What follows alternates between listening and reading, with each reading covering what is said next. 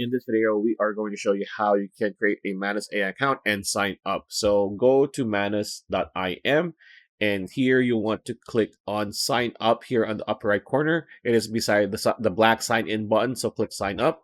It's going to bring you to this page right here. So as you can see here, we are using our Facebook. So you can use your Facebook account. You can use several accounts. You can use your Facebook.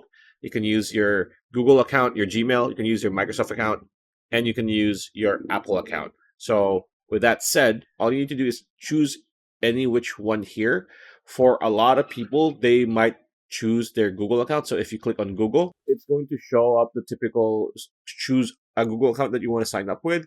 So just choose whichever one here. So you can choose whatever. And then after that, you'll be able to sign up and sign in. It's going to bring you to the Manus AI interface, which is practically, it looks like ChatGPT, it looks like Grok. So let's wait for it to finish. There you go. So there you have it.